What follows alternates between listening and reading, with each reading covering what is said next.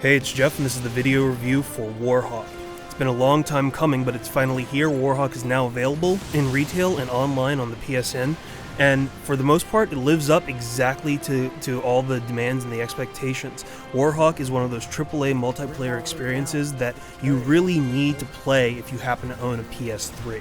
It's fast-paced action on the ground and in the air. Regardless of what you're doing, you definitely are going to have a lot of fun with this game. The gameplay is one of those situations that you don't necessarily need a plot for. Even with the removal of the single-player experience, which I know a lot of people were looking for, you really don't need it. This is one of those situations where you've got a battle that is basically as old as time itself. Red versus blue, dogs versus cats, pirates versus ninjas. All you need to know is the other team is your hated enemy and they need to die.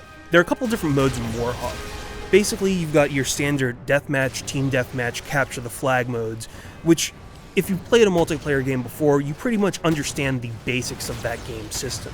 However, there's a couple of twists to this. You've got a de facto fourth kind of mode with Dogfight, which takes you out of the ground combat and basically puts you in the air where you're always fighting. You've got your standard deathmatch, team deathmatch, and capture the flag, and any veteran of multiplayer games are pretty much accustomed to that. There are a couple of light twists to the standard features, though.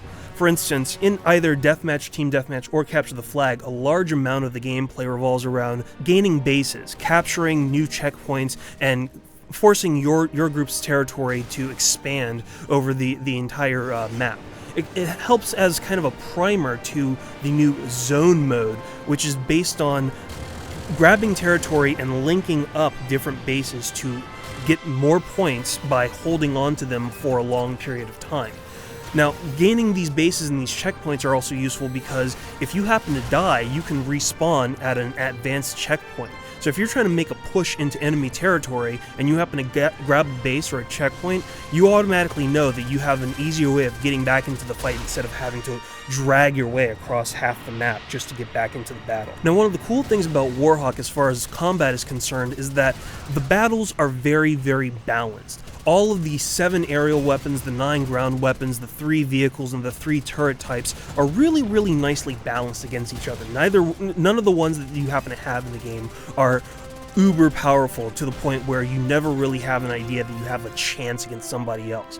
There's so many different tactics and so many different ways that you can dispatch your enemies that it would take me way too long to even come close to describing them. It's really nice to see a balanced weapon system implemented in a multiplayer game. Now, even though the game is extremely balanced and a lot of fun to play, there are still some issues that sometimes can hamper the experience that you'll have when you're playing online.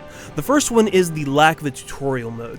Now, if you happen to be a newcomer to Warhawk, you pretty much expect that you're going to be fragged by people. And although you happen to get some hints when you're doing certain actions like, climbing up onto a box or possibly picking up a weapon and finding out what you're doing with it, you're not necessarily getting the nuances. Since there are no bots, there's no tutorial missions, there's no way that you can actually get in and experience this before you get thrown into the deep water, you're kind of going to have one of those sink rather than swim experiences for at least a good half hour to an hour before you start to pick up on exactly what you need to do to be successful or how you can go about it. Now, I know that a lot of people are sometimes wondering about the 6-axis controls, especially after the demo that we saw at E3. It might not necessarily be for me, but I know a lot of players that swear by those controls and feel that it gives them a little bit more accuracy. It seems like it's a little bit of a personal preference thing, but it's really nice to know that you can turn those on or off at will, and it doesn't really affect the way that the game plays. It's more of a personal preference kind of a situation. Finally,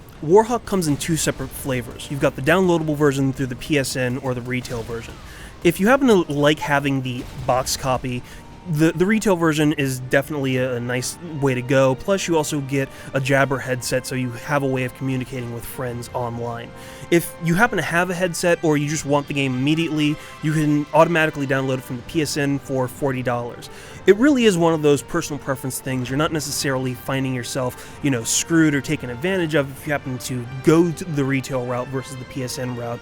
But it's also nice just to know that they decided to throw in an extra headset if you don't happen to have one. Overall, though, Warhawk is one of those games whose substance really matches up to the hype. It's fast-paced and fun with an extremely balanced weapon system, tight controls, and an expansive gameplay session that will easily last you hundreds of hours. I will definitely see you guys online.